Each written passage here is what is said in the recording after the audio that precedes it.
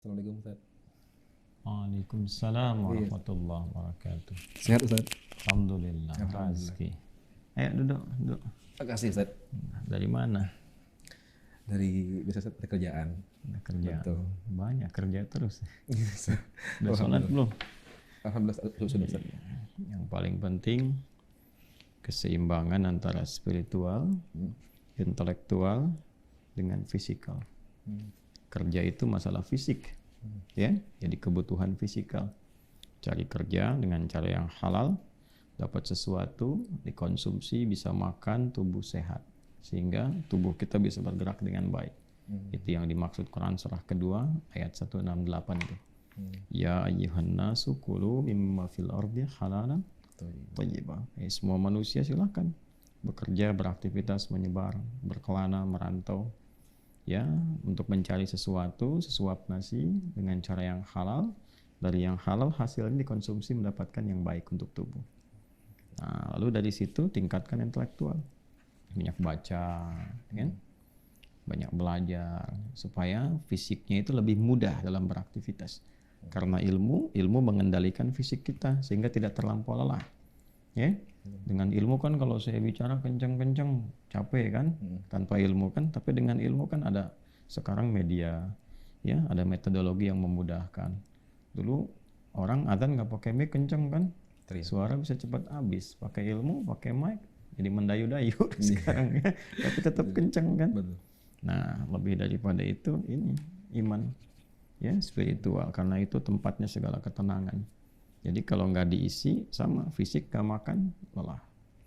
Ilmu nggak makan, nggak banyak baca, nggak belajar, nah, sama beberapa sel otak kita juga akan lelah dan mati. Dan nanti ya dampaknya kepada fisik juga sangat berbahaya. Ya. Kemudian kalau spiritual nggak dapat makanan juga lelah, gelisah, kan? Banyak orang karena gelisah itu berbuat yang tidak pantas, bahkan ada yang berusaha mengakhiri hidup dan sebagainya.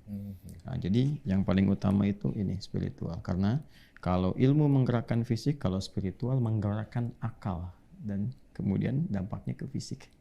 Ya, jadi diperintahnya dari sini dulu nih. Jadi kalau spiritualnya benar, hatinya benar, ya, isinya semua baik, maka pikiran akan baik dan seluruh kegiatan kita pun akan baik. Ya. Jadi ada apa ini? Biasa Ustaz, Rosi kan suka lihat yang viral-viral Ustaz. Apa namanya, sepekan ini Ustaz viral banget soal Jazirah Arab yang menghijau Ustaz. Dan banyak disebut sebagai tanda kiamat begitu Ustaz. Nah itu jadi sedikit menjadi kekhawatiran Ustaz. Rosi pribadi gitu Ustaz. Betul Ustaz. Terus gimana menurut Rizky? Ya jadi gimana Ustaz ya?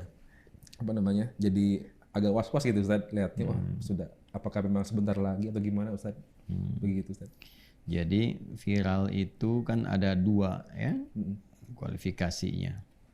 Yang pertama viral pada hal-hal yang baik.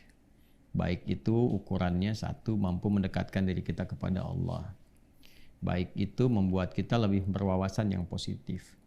Baik itu meningkatkan pengetahuan kita sehingga menggerakkan kita untuk beraktivitas pada hal-hal yang mulia.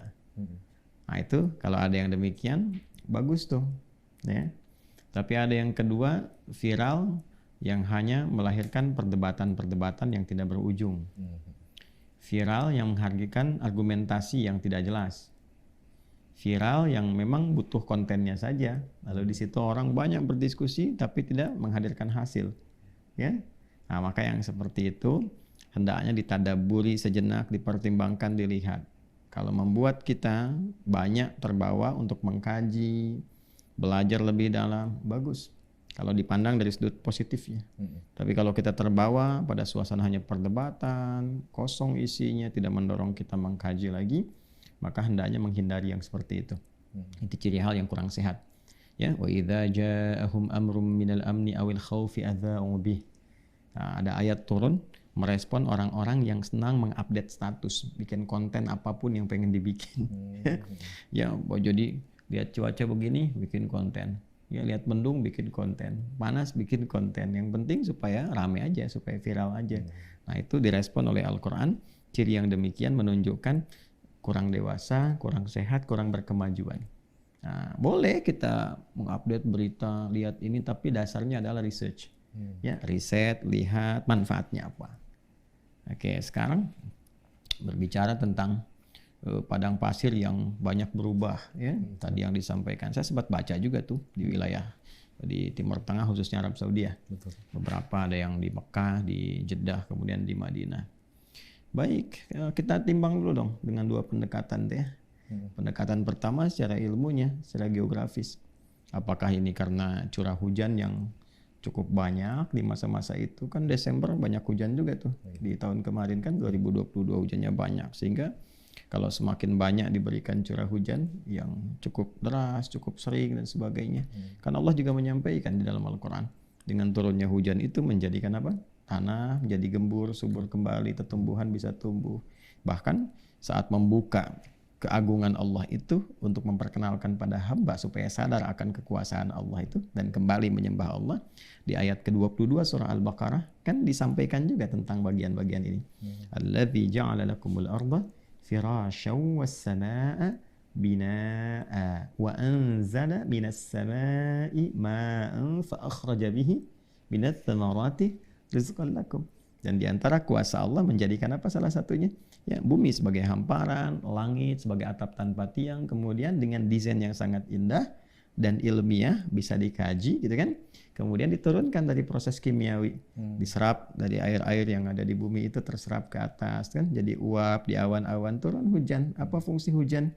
Ya, menggemburkan tanah kembali sehingga dengan itu menghasilkan tanam-tanaman, tumbuhan bahkan yang berbuah sehingga rezekinya bisa dinikmati oleh kita semua. Artinya coba dilihat dulu apakah ini bagian dari fenomena alam yang biasa terjadi, siklusnya kalau curah hujan banyak gitu kan, terus menghijau. Nanti kalau sudah hujannya berhenti, terus musim panas lagi, balik lagi deh kering lagi. Ya? Nah, ini secara geografis dipahami dulu. Nanti baru kita lihat kepada hadis-hadis Nabi Sallallahu Alaihi Wasallam ataupun isyarat dari ayat-ayat Al-Quran yang menunjukkan kepada kita misalnya tentang tanda-tanda apakah menjelang kiamat kah, apakah tanda itu tanda yang hanya meminta kita untuk sadar akan kekuatan Allah, keesaan Allah, meminta kita untuk kembali menyembahnya, ya kan? Nah, terkait dengan pertanyaan spesifik tadi sebetulnya gini, diskusi tentang tanda-tanda kiamat ini ya dari sejak era Nabi itu sudah banyak. Itu yang penting disadari dulu ya. Di sejak era Nabi itu motifnya banyak. Ada yang pengen memang bertanya, ingin tahu untuk mempersiapkan diri. Ada yang kedua hanya mengolok-olok Nabi saja. Yang ketiga ada yang menantang, ya kan? Nah, sedangkan yang penting kita sadari bahwa sebetulnya dengan diutus Nabi Sallallahu Alaihi Wasallam ini sudah pertanda bahwa satu, beliau itu kan penutup Nabi, khataman nabiyyin, penutup para nabi di akhir kan. Kalau sudah penutup nggak ada nabi lagi kan?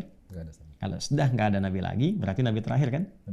Nabi terakhir konsekuensinya untuk umat terakhir kan? Betul. Ya, berarti setelah umat ini nggak ada lagi umat yang lain ya? Artinya apa? Beliau itu sudah nabi akhir zaman. Oh, iya. Ya kan? Iya, karena nabi terakhir untuk akhir umat. Kalau umatnya selesai, ya selesai kehidupan. Jadi dengan datangnya Nabi Sallallahu Alaihi Wasallam, ini artinya sudah pembuka kebagian di akhir zaman. Karena itulah ketika turun surah Al-Qamar, surah ke-54, dibukanya dengan apa firman Allah? Ya, tarabatis sa'atu wansyaqqal qamar. Ya kan? Waktu menjelang akhir kehidupan itu kiamat semakin mendekat dengan terbelahnya bulan.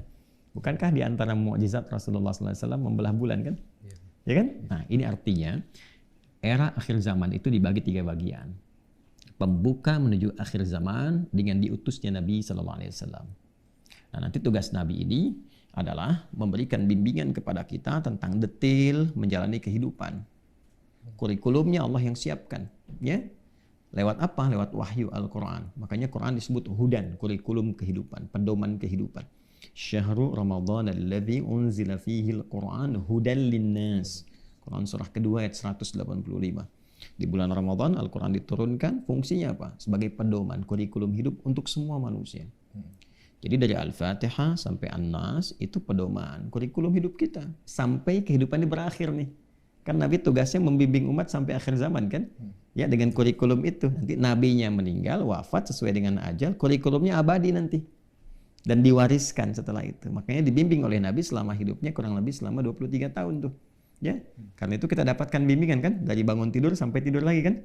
Ya, Nabi meninggal tapi kan tetap abadi kurikulumnya. Jadi detailnya nanti dijelaskan oleh Nabi lewat tuntunan hadis dan sunnah beliau, dihimpun lewat kitab-kitab hadis. Ini hasil praktek dari penjelasan Nabi. Ada sahabat yang tinggal dibimbing sampai sukses, sampai maju. Siapapun yang menjalani kehidupan berdasarkan kurikulum ini pasti maju, berperadaban, mencerahkan, menginspirasi, dan pasti jadi baik. Itu yang disebut dengan khaira ummah. Kuntum khaira ummah. Jadi Nabi meninggalkan Al-Quran, meninggalkan hadis, ini kurikulum kehidupan. Oleh ulama disusun tuh kurikulumnya, ya, supaya bisa dijadikan acuan di setiap masa, setiap zaman. Karena itu Nabi mengatakan wa innal ulama warathatul anbiya. Ya, dan seluruh ulama itu pewarisnya Nabi. Apa yang dimaksud pewaris itu? Membawa ilmu dalam menyampaikan kandungan Quran begini, pesannya hadis begini. Anda profesinya apa? Ya, dijelaskan bahkan dari bangun tidur sampai tidur lagi. Sampai kapan itu? Sampai akhir masa kehidupan nanti. Nah, Nabi telah sukses tentunya menyampaikan risalah ini. Ini kurikulumnya bawa nih. Nah, nanti dari pembuka ini datang ke pertengahan sampai ke akhir zaman. Ciri-cirinya itu yang disampaikan oleh Nabi. Jadi kalau kita sedang berada di fase ini, oh berarti ini pertengahan, ya kan? Nanti mau ke akhir-akhir, ini tanda-tandanya. Semakin mendekat kiamat yang dahsyat, yang besar, tandanya semakin besar, ya kan? Nah, jadi pertanyaan seputar ini sudah banyak dibahas. Apa diantaranya misalnya? Yuk kita kaji dulu dari ayat Qurannya ya. Kan banyak sekali ayat-ayat yang mendorong kepada kita untuk berpikir, untuk menyiapkan diri. Jadi jangan fokus kepada ini waktunya begini, waktunya begitu, amalnya apa. Nanti yang saya kisahkan tadi, misalnya Quran surah ke-33 Al-Ahzab, ayat ke-63. Yas'alukan nasu 'anis sa'ah. Banyak orang-orang ya Muhammad sallallahu alaihi wasallam bertanya kepadamu tentang kapan waktunya terjadi kiamat itu. Ya kan? Nah, di sini banyak tafsir menjelaskan bahwa ada yang mencoba mengolok-olok saja. Ada yang mencoba untuk ya mencari pengetahuan, untuk bertanya gitu kan, untuk menyiapkan diri. Tapi kebanyakan pada masa itu pertanyaannya datang dari orang-orang ingkar. Untuk mengolok-olok atau menantang, ya. Kalau menantang ya udah kapan jadinya, kan ada yang begitu juga kan, ya, untuk menantang azab dan sebagainya. Ya, maka oleh Quran dibalik cara berpikirnya. Ya, qul innama ilmuha indallah. Sampaikan pada mereka tentang kiamat itu hak prerogatif Allah Subhanahu wa taala. Karena kiamat itu kan tentang akhir kehidupan. Yang mendesain kehidupan bukan Nabi. Nabi itu menjelaskan bagaimana cara menjalani kehidupan. Yang desain kehidupan itu Allah. Ya, kapan hidup, kapan bagaimana dijalani, kapan kita meninggal, bagaimana kemudian saat kita berpulang, di mana ditempatkan sampai pulang. Yang tahu yang punya desain. Yang desain Allah. Allah yang punya kehidupan, Allah yang punya kematian, kan? Ya, makanya kata Allah katakan Muhammad sallallahu alaihi wasallam. Yang tahu itu hanya Allah, karena Allah yang punya desain kehidupan. Ya.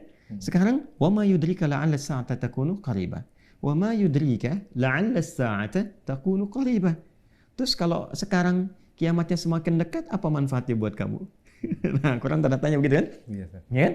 Nah, maksudnya begini, maksud Quran itu yang penting itu bagi seorang manusia adalah menjalani kehidupannya. Bekalnya sudah cukup atau belum? Sudah siap atau belum? Ya, sekarang Anda tanya kiamat begini, tandanya sudah kelihatan begini. So, kalau sekarang terjadi saat ini pun bekal Anda bagaimana? Kan? Atau kiamat kecil datang nih, Anda meninggal, bekalnya sudah siap belum? Jadi, jangan berpikir dulu yang besar-besar sehingga lupa kita dengan yang lebih besar tentang cara kita menjalani kehidupan. Ya kan? Karena itulah Al-Quran menuntun kita untuk fokus kepada pencarian amal saleh dan mengisi kehidupan dengan cara yang benar dan bermanfaat, sehingga baik kiamat terjadi besok, lusa ataupun saat ini pun ya kita sudah siap dengan amalan-amalan terbaik untuk kembali kepada Allah Subhanahu wa taala. Nah, nanti Nabi jelaskan di antara tanda-tanda itu dalam perjalanan masa. Nah, ini yang penting untuk diriset. Jadi kita tahu kita ada di posisi mana, sehingga dengan itu amal kita bisa siapkan, tantangannya kita tahu. Ya kan? Kalau di era Nabi bisa dilihat kan di sejarah kan, oh tantangannya ketemu ini sifatnya munafik begini, sifat kufarnya begini gitu kan. Dalam bidang ekonomi begini, bidang politik begini, sosial kemasyarakatan begini. Jadi kurikulum. Tapi Nabi jangan lupa tugas beliau ketika Allah berikan tugas kepada beliau, bimbingannya sampai akhir kehidupan. Maka Nabi menjelaskan nanti akan tiba masa begini, begini, begini, begini. Situasinya begini, begini, begini, begini. Ya, contoh kan, masih ingat gak? ketika Nabi SAW ditanya oleh malaikat Jibril yang menyamar dalam satu halaqah supaya untuk memberikan pencerahan ya kepada sahabat-sahabat dan nanti sampai kepada kita, viral kisahnya dari hadis Umar bin Khattab radhiyallahu taala anhu tentang iman, ihsan itu ya, iman, Islam dan ihsan. Di hadis Muslim nomor hadis yang ke-8 dikutip oleh Al-Imam An-Nawawi nomor hadis yang kedua, ya kan? Bainama nahnu julusun 'inda Rasulillah sallallahu alaihi wasallam, kata Umar bin Khattab radhiyallahu taala anhu, tatkala kita sedang duduk-duduk santai dengan Nabi sallallahu alaihi wasallam, ittala rajulun shadidu bayadi thiyabi shadidus sawadi sya'ri la yura alaihi atharu safari wa la ya'rifu minna ahadun. Datang lelaki berpakaian putih bersih, rambutnya hitam rapi, kita nggak kenal siapa dari mana dia, gitu kan? Tiba kemudian fajalasa ila Nabi sallallahu alaihi wasallam, dia duduk ke hadapan Nabi sallallahu alaihi wasallam, fa asnada rukbatayhi, menyandarkan lutut ketemu lutut, wa wada'a kaffayhi ala fakhidaihi, meletakkan telapak tangannya kemudian di pahanya, faqala ya Muhammadun akhbirni anil Islam. Dia bertanya tentang Islam, Nabi jelaskan. Dia bilang sadaqta, engkau benar. Tanya lagi tentang iman, Nabi jelaskan. Dia bilang sadaqta, engkau benar. Tanya tentang ihsan, Nabi bilang ya, dijelaskan, dia kembalikan, engkau benar. Terakhir kan tanya apa? Kiamat. Ya, akhbirni anis sa'ah. Kapan waktunya kiamat tiba? Apa kata Nabi? Mal mas'ulu anha bi'a'lama minas sa'il. Yang ditanya tidak lebih tahu daripada yang bertanya. Ya kan? Anda kan paling dekat dengan Allah, ya kan? Ya kan? Anda utusan Allah untuk menyampaikan kepada saya. Makanya yang ditanya tiba lebih tahu daripada yang bertanya. Tapi adab malaikat Jibril bertanya pada Rasulullah dua tujuannya. Yang pertama untuk menunjukkan ini adalah hamba terkasih Allah yang bahkan derajatnya lebih tinggi dibandingkan malaikat. Gitu kan? Nah, sehingga selevel malaikat Jibril pun mengonfirmasi kepada Nabi Muhammad SAW. Tapi di lisan Nabi menunjukkan kebenaran risalah yang Allah sampaikan kepada beliau bahwa tentang kiamat hanya Allah yang tahu ilmunya. Ya kan? Nah, innallaha 'indahu 'ilmus sa'ah. Hanya milik Allah pengetahuan tentang kapan terjadi kiamat dengan detailnya. Quran surah 31 ayat 34. Yang kedua, untuk mengonfirmasi penjelasan pesan kepada umatnya. Apa itu? Di antaranya adalah kabarkan kepadaku akhbirni an amaratiha, tanda-tandanya. Maka ini nih yang kita lihat, apa di antara tandanya? Antalidal amatu rabbataha wa antaral khufatal 'alata, gitu kan? Engkau melihat bagaimana seorang pembantu melahirkan tuannya. Kemudian engkau akan melihat orang-orang yang badu yang bertelanjang kaki, telanjang dada, yatatawaluna fil bunyan, lomba-lomba meninggikan bangunan, gitu kan? Ya. Banyak sekali. Nah, ini banyak tafsirnya di kalangan ulama. Di antaranya apa? Kata para ulama, lihat nih, mungkin antali dalam amatu rabbataha. Budak melahirkan tuannya, pembantu melahirkan tuannya. Ini menunjukkan di antara tafsirnya ada yang mengatakan sudah mulai terbalik, ya kan? Kesalahan dianggap benar, benar dianggap salah. Banyaknya manipulasi, banyaknya orang fokus dengan dunia sehingga lupa akhirat. Kalau sudah banyak fokus dunia, maka sudah otomatis lupa akhirat, maksiat makin banyak. Maka di hadis lain ada apa lagi? Misal kita ambil satu hadis lagi, misalnya la taqumus sa'atu, kiamat itu ke fase yang terbesar itu belum terjadi kecuali melewati fase-fase ini yang pertengahan-pertengahan. Apa itu? Ya, apabila terjadi taqarrubul aswaq, pasar sudah mudah diakses. Udah merasa belum? Dulu berangkat pakai ojek angkot, sekarang klik handphone datang. Ya kan? Kemudian apa? Ya, kemudian masa waktu semakin cepat, ya. Yaqtaribuz zaman. Kemudian yakthurul fitan, takthurul fitan. Ya, tantashirul fitan, fitnah mulai banyak meluas, manipulasi mulai banyak, hoax mulai bertebaran dan sebagainya. Ya kan? Nah, itu tantangan. Nanti setelah fase itu muncul apa? Nah, muncul banyak peperangan. Karena orang sudah nggak peduli dengan ibadah, dengan macam-macam. Ulama banyak meninggal dunia, itu tanda-tanda tuh. Ulama banyak meninggal, nggak ada yang bimbing lagi, manusia kehilangan pegangan, akhirnya banyak kekacauan, ya kan? Didahului dengan tadi itu banyak hal. Setelah itu ke puncaknya nanti tuh banyak perang. Nah, di perang ini ada yang menarik nih, hadisnya Ibnu Hibban. Sahih Ibnu Hibban nomor hadis 6700. Mungkin ini terkait dengan esensi pertanyaan tadi. Yang dikuatkan nanti di hadis Muslim, Kitabuz Zakah.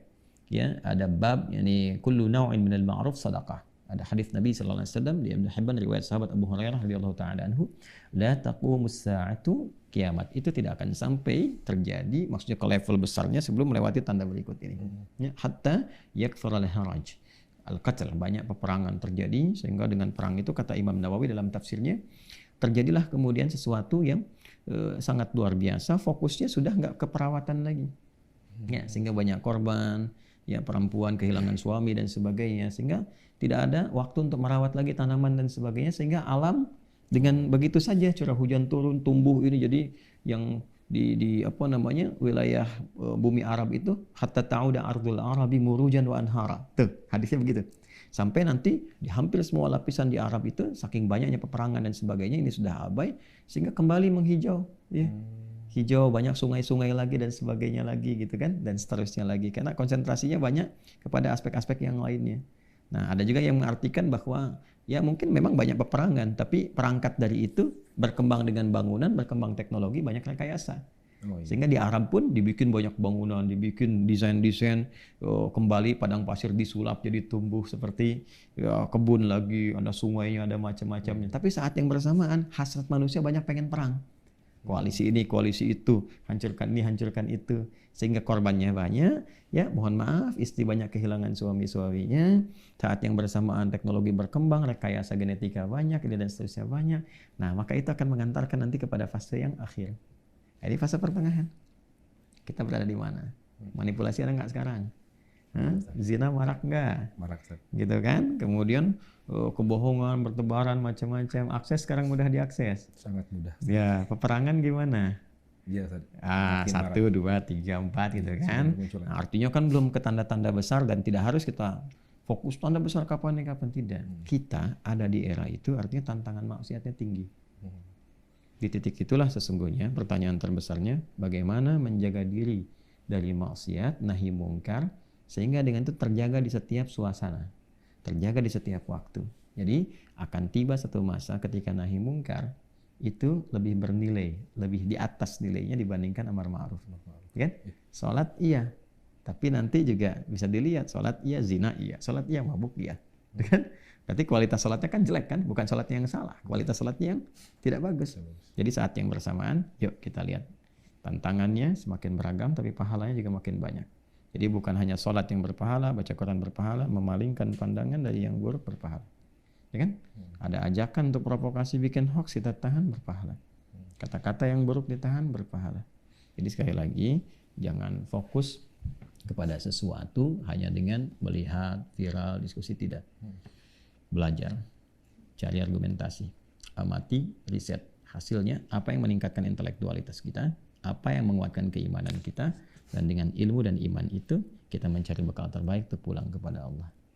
Ya. Jadi kira-kira gimana padang pasir yang jadi hijau itu? Sudah jadi tanda kiamat belum? Walau alam.